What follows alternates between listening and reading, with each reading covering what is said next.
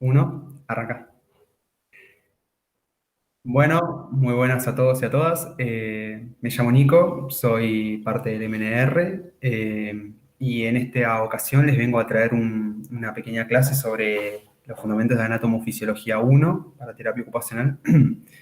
Y bueno, comenzando un poquito, quería arrancar desde el nivel básico de organización de la vida. Nosotros tenemos que nuestro cuerpo, nuestro organismo, está formado por diferentes aparatos, que son conjuntos de órganos que cumplen una función. A su vez, estos órganos van a estar formados por tejidos y estos tejidos van a estar conformados por células. Y eso es lo que quiero contar un poquito ahora, contarles un poquito de la célula, que es el primer tema que vamos a ver en la carrera. Unas características de la célula, vamos a decir que es la unidad mínima morfológica y funcional de la vida, es decir, si nosotros nos vamos a este gráfico de vuelta, podemos ver que a este cuerpo lo podemos dividir o escindir en diferentes aparatos que van a estar de una manera u otra vivos. Estos aparatos se van a dividir también en órganos que continúan estando vivos, estos a su vez en tejidos, y por último en células. Entonces, la célula es la última unidad en la que podemos dividir y encontrar vida. ¿Por qué decimos que tiene vida? Porque se comunica con el medio y como todavía nace, crece, se reproduce y muere. Otra característica importante de la célula es que forma tejidos, como lo podemos ver acá. Bien, entendido eso, vamos a tener que en biología entendemos que hay dos tipos de células. Por un lado la célula procariota y por otro lado la célula eucariota. ¿De qué hablamos cuando hablamos de célula procariota? Bueno, como veremos acá, carion en griego significa núcleo y pro significa antes. Entonces, son células que no poseen núcleo, que vienen antes de que aparezcan los núcleos. Como característica distintiva vamos a tener que el ADN, que es el material genético de la célula, que es decir, la identidad, como el documento de identidad de cada célula, va a estar desparramado por todo lo que es la célula y no va a estar organizado. Son organismos mucho menos complejos que los organismos, por ejemplo, humanos, y los encontramos más que nada en bacterias. Por otro lado, las células eucariotas son las células que sí contienen un núcleo, por eso eu significa verdadero, es decir, células con núcleo verdadero, que son organismos celulares mucho más complejos que la célula procariota. Encontramos que este núcleo va a condensar en forma de cromosomas a las cadenas de ADN. De este tipo de células está formado nuestro cuerpo. Vamos a ver un poco las partes de la célula. Bueno, las células tienen en su interior, como todo organismo vivo, órganos que le ayudan a cumplir sus diferentes funciones. Nosotros a la célula le decimos que tiene organelas, no órganos. Y las podemos clasificar en dos grandes grupos, que son las organelas membranosas y las organelas no membranosas. Entre las organelas membranosas vamos a encontrar a la mitocondria, al retículo endoplasmático en su versión lisa y rugosa, y al complejo de Golgi. Algo a destacar de estas organelas membranosas es que en la mitocondria se va a producir un proceso importante, que es importante que ustedes lo conozcan y lo aprendan, al menos para nombrarlo, que es la respiración celular. ¿Y de qué hablamos cuando hablamos de respiración celular? Bueno, vamos a hablar de un proceso metabólico por el cual vamos a obtener ATP, que el ATP es la moneda energética de la célula, es decir, es la energía que va a utilizar la célula y todas las células del organismo para cumplir sus funciones. Bien. Y por otro lado tenemos las organelas no membranosas. La diferencia entre membranosas y no membranosas justamente es porque contienen una membrana. Por ejemplo, la mitocondria contiene una membrana y una matriz. En cambio, las no membranosas justamente no contienen membranas. Por ejemplo, los perixosomas, los ribosomas, el citoesqueleto, que es como el esqueleto justamente de la célula, y el núcleo. Bien, esto es por ahora.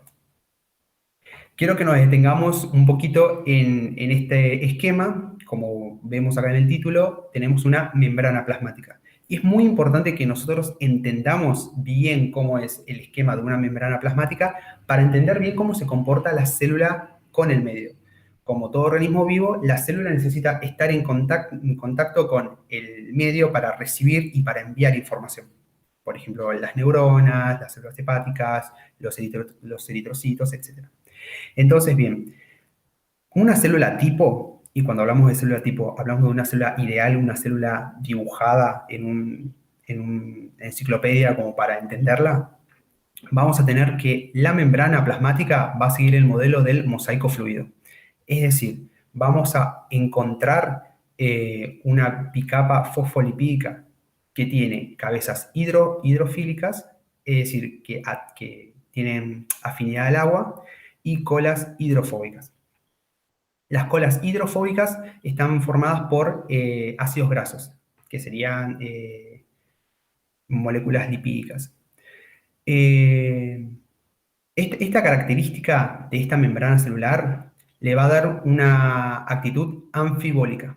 Cuando hablamos de anfibólico, hablamos de una estructura, una molécula o una partícula o lo que sea, que tiene tanto rechazo como afinidad al agua. Entonces, vamos a tener como principal característica de esta membrana fosfolipídica que va a encontrarse en una disposición, sus partes, de manera que pueda estar en contacto con el medio interno, que es este líquido que va a bañar las células y el cual les va a dar los mensajes que tiene que aceptar esta célula para su funcionamiento. Bien, entre esta membrana plasmática también vamos a encontrar, entre otras cosas muy importantes, proteínas transmembrana, que son estas que vemos acá. Estas proteínas transmembrana lo que van a hacer es actuar como canales, como puentes, como pasadizos entre la membrana y el medio. ¿Para qué? Para que algunas cosas que están afuera puedan pasar y algunas cosas que están adentro puedan salir. Esto es muy importante porque lo vamos a ver ahora en un ratito, el tema de los transportes de membrana. Otra cosa muy importante que tienen las células es colesterol y hidratos de carbono en menor medida. Bien, una característica importante de esta célula, de esta membrana plasmática, es que tiene una permeabilidad selectiva. Es decir, no todo lo que está dentro va a pasar y no todo lo que está afuera va a entrar. ¿Sí? Esto es muy importante. ¿Por qué? Porque para mantener lo que se llama la homeostasis, que es el mantenimiento del medio interno, es muy importante que lo que tiene que estar afuera esté afuera y lo que tiene que estar dentro esté dentro. Bien, ahora vamos a hablar un poquito sobre el transporte a través de la membrana celular. Vamos a tener que este transporte a través de esta membrana va a ser de dos tipos, un tipo pasivo y un tipo activo. ¿De qué va a depender que sea pasivo o activo? Bueno, más que nada de esto, del gasto y de la utilización de esta molécula de ATP, que va a ser la energía, como les dije al principio. Entonces, vamos a tener que los transportes pasivos van a ser aquellos que se producen sin gasto de ATP. Es decir, sin que la célula tenga que utilizar esta moneda energética para mover las moléculas o desde afuera hacia adentro o desde adentro hacia afuera. Bien. Otra característica es que se producen a favor del gradiente de concentración. Yo les voy a mostrar esta foto, que ahora les voy a explicar, pero cuando hablamos de a favor del gradiente de concentración, hablamos de un lugar donde hay mucha cantidad de algo a un lugar donde hay poca cantidad de algo. ¿Bien? Siempre va a ser ese cuando hablamos de a favor del gradiente. Bien. ¿Qué podemos decir que pasa por la membrana? Bueno, hay moléculas y hay elementos que pasan sin necesidad de una ayuda, que serían estas proteínas membranas, y hay otras moléculas, otras partículas que sí necesitan una proteína para poder entrar. Y de esto depende que sea un tipo de transporte, el tipo de transporte que sea. Por ejemplo, podemos encontrar una difusión simple o una difusión facilitada. ¿De qué vamos a hablar cuando hablamos de difusión simple? Bueno, vamos a hablar de aquel transporte transmembrana que puede darse sin la utilización o sin la mediación de proteínas transmembrana. Es decir, son moléculas que por su densidad, por su polaridad, por su no polaridad, pueden atravesar esta membrana y no necesitan ningún tipo de intermediario. Por ejemplo, y acá lo vemos, el dióxido de carbono. El dióxido de carbono, el oxígeno, por ejemplo, no sé, la urea, pueden pasar la membrana celular sin necesidad de un transporte, sin necesidad de una puertita. Y esto es muy importante para el metabolismo celular, o sea, es importante que el oxígeno entre y salga con mucha facilidad. Y después está la difusión facilitada, que esta difusión se da a través de canales.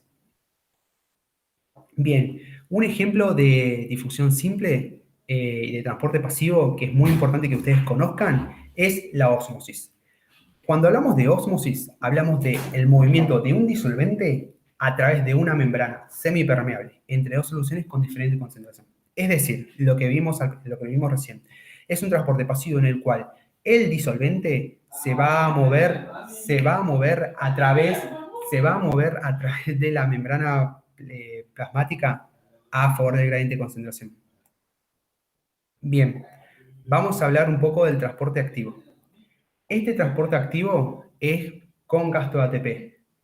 Es decir, para realizar este transporte, la célula tiene que gastar esta moneda energética que es el ATP. Bien, vamos a hablar del transporte activo. Bueno, el transporte activo es aquel transporte a través de la membrana que sí o sí va a necesitar gasto de ATP. Es decir, la célula no lo puede hacer sin utilizar esta molécula y esta moneda energética que es el adenosín trifosfato. El adenosín trifosfato es una molécula que tiene en su conformación justamente por eso, moléculas de fosfato. Y cada vez que se rompe una de estas moléculas de fosfato, se va a producir la energía que va a posibilitar estos movimientos. Otra característica de este transporte activo es que es en contra del gradiente de concentración. Si nosotros miramos de vuelta la imagen de la ósmosis, vamos a tener que un transporte activo agarraría estas moléculas que están en poca cantidad, en poca concentración en este lado, y las empezaría a agrupar y las empezaría a empujar a la fuerza para que entren en este compartimiento que está con mucha concentración. Por eso es que necesitamos energía. Y por otro lado, utiliza proteínas de transporte para su acción. Acá tenemos la famosa bomba sodio-potasio, que es esta proteína de transmembrana que vemos acá. Es muy importante que ustedes conozcan esta bomba sodio-potasio. ¿Por qué? Porque es la base del potencial de acción que lo van a ver en Anatoficio 2 cuando vean todo lo que es comunicación celular, sinapsis y todo eso. Entonces, es muy importante que ustedes entiendan la base de esto. Tenemos la membrana plasmática, ¿no? Y tenemos esta proteína transmembrana, que como dijimos, va a posibilitar que entren y salgan determinados elementos. ¿Qué va a entrar y a salir? Bueno, justamente sodio y potasio. Es decir, nosotros tenemos que saber que la célula necesita una determinada cantidad de potasio dentro, es decir, en el líquido, acá lo tenemos, líquido intracelular, y una determinada cantidad de sodio afuera, en el líquido extracelular, en el LEC. ¿Por qué decimos que el sodio tiene que estar más afuera que adentro? Básicamente porque el sodio atrae agua. Entonces, imaginemos que metemos mucho sodio en una célula.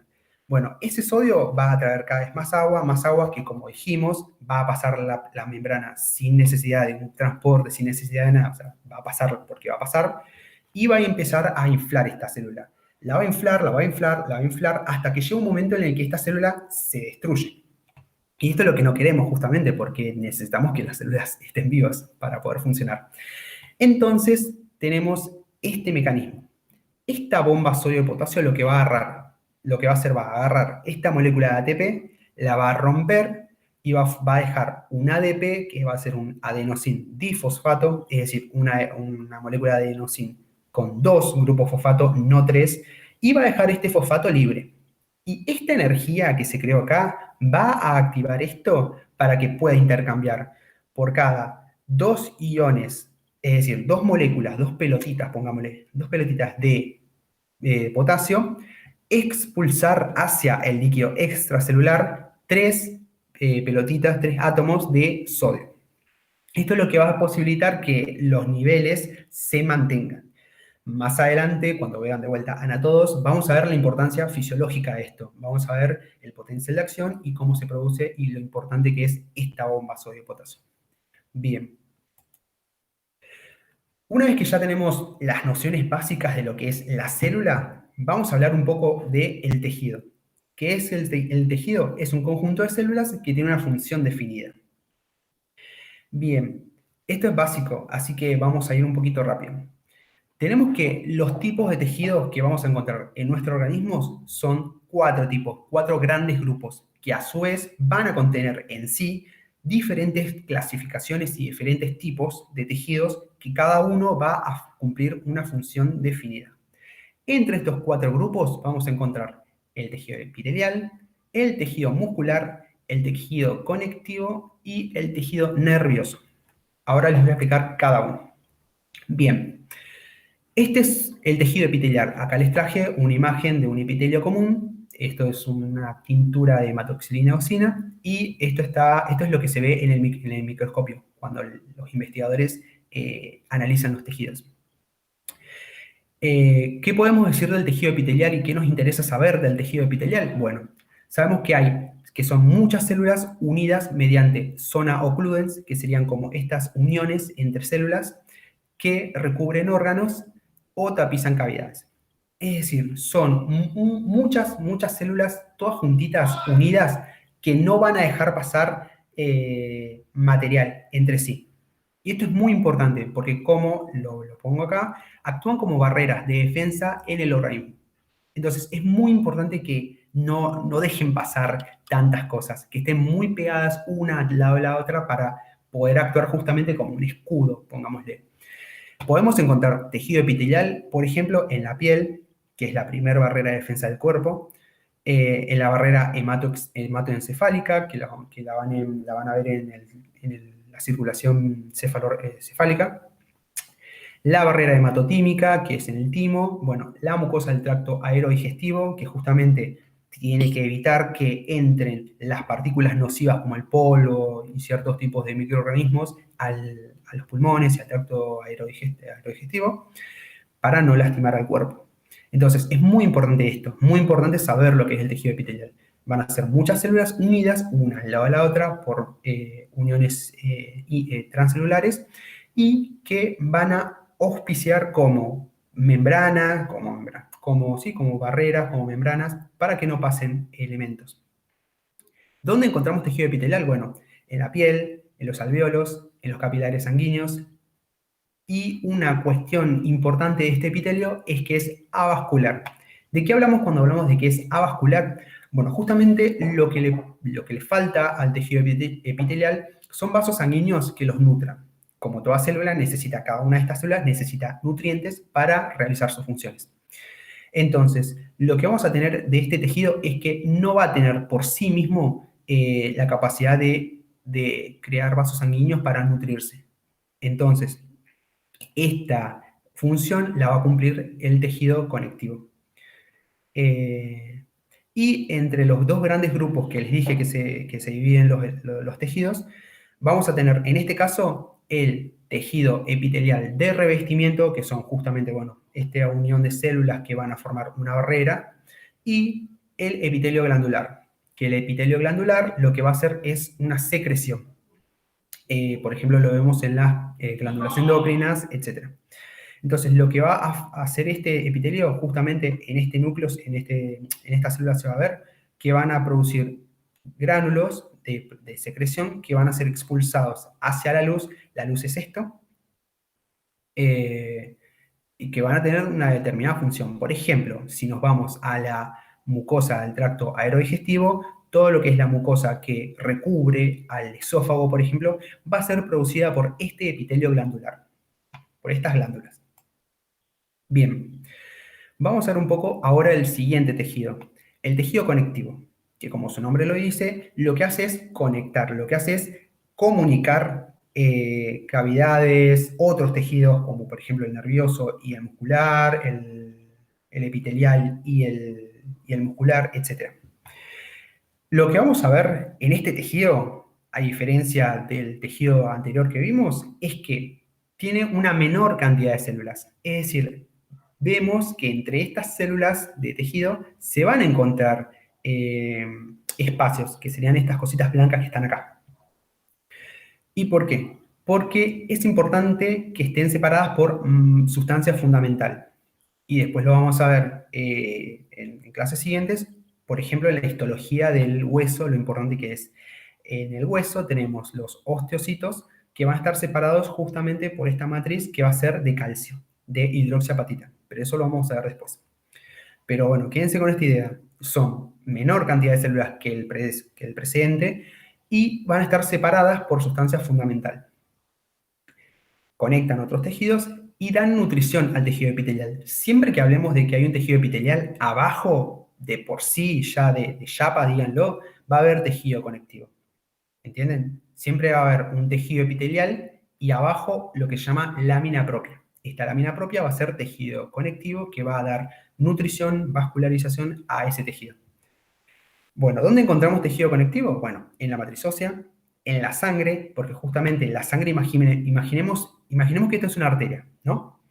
Y la sangre líquida sería el plasma.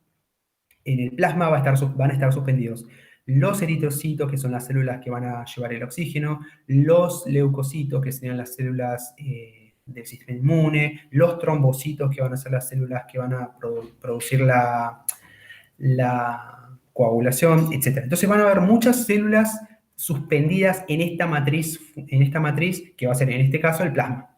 Entonces, lo encontramos en la sangre. Y eso es muy importante porque muchas veces la gente se olvida que la sangre es un tipo de tejido conectivo. Y en otro caso podemos encontrar tejido conectivo, o sea, es tejido conectivo el cartílago. Bien, esto es lo que me interesa que ustedes conozcan del tejido conectivo porque lo van a ver sobre todo en histología y en fisio de hueso, así que ténganlo muy en cuenta. Más adelante lo vamos a explicar mejor. Como también como el tejido epitelial, el tejido conectivo también se va a dividir en dos tipos de tejidos. Por un lado tenemos el tejido conectivo denso. Por otro lado tenemos el tejido conectivo laxo. ¿De qué depende que un tejido conectivo sea denso o laxo? Bueno, depende de la cantidad de células y cómo estén organizadas. ¿Por qué? Porque en un tejido conectivo denso, justamente su palabra lo dice, hay mucho. Están como muy encima una de la otra. ¿Vieron como alguien que es denso? Bueno, exactamente lo mismo. O sea, son muchas células que están juntas, aunque están separadas por sustancia fundamental, obviamente, pero se encuentra en la microscopía mayor cantidad. En cambio, por otro lado, el tejido conectivo laxo tiene menor cantidad de células y están más separadas. Por ejemplo, esto lo encontramos en el cartílago. El cartílago, a diferencia, por ejemplo, del hueso, vamos a encontrar, si lo cortamos, si lo ponemos en una muestra histológica, en un microscopio, vamos a encontrar que las células, los condrocitos, van a estar más separados entre sí. Eso es muy importante, ¿por qué? Porque la consistencia del tejido cartilaginoso va a ser muy diferente a la del tejido óseo, por sus funciones físicas también. Bien, entendido eso, vamos a proceder al siguiente tejido, que es el tejido muscular. El tejido muscular, como lo vemos acá, posibilita la contracción de los músculos. Es decir, va a tener como función principal la contracción y el movimiento. Está formado por células alargadas, como vemos acá, y como en esta imagen cortadita, que pueden relajarse o contraerse cuando son estimuladas por el sistema nervioso o por el sistema endocrino, que van a ser glándulas que van a secretar información. En este tejido muscular vamos a encontrar tres tipos de tejidos. El tejido músculo estriado, el músculo liso y el músculo cardíaco o miocardio. El músculo estriado lo vamos a encontrar en los huesos del aparato locomotor, el bíceps, el tríceps, el pectoral.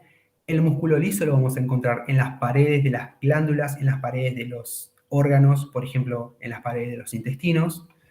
Y el músculo cardíaco, justamente como lo dice el nombre, lo vamos a encontrar en el corazón. Estos dos tejidos, el estriado y el cardíaco, son casi lo mismo a nivel funcional histológico. A nivel histológico, digo. Lo que va a cambiar justamente es el nivel funcional. Pero eso, bueno, eso no hace falta que lo sepan, pero bueno, para que más o menos lo tengan en cuenta. Hay tres tipos de tejido muscular. Y por último, vamos a tener el tejido nervioso. El tejido nervioso van a ser células especializadas que van a formar el sistema nervioso. Estas son las células especializadas, las famosas neuronas, que van a ser células que van a tener la capacidad de recibir estímulos y crear respuestas. Y enviarlas a través de uniones con otras neuronas y con uniones hacia tejidos como por ejemplo el músculo o las glándulas, etc. Bien, vamos a encontrar justamente el tejido nervioso en el sistema nervioso. Y acá tenemos algunas funciones: recibir, analizar, generar, transmitir, almacenar información, etc. Y es muy importante que ustedes conozcan este tejido porque lo van a ver mucho mejor en Anato 2. Entonces, eso es lo que les puedo contar ahora del tejido nervioso. Bien, eso fue todo por hoy. Espero que les sirva este video. Y cualquier duda, cualquier sugerencia o cualquier tema que ustedes necesiten que se explique, mándennos por acá y vamos a prepararlo para ustedes. Muchas gracias y hasta la próxima.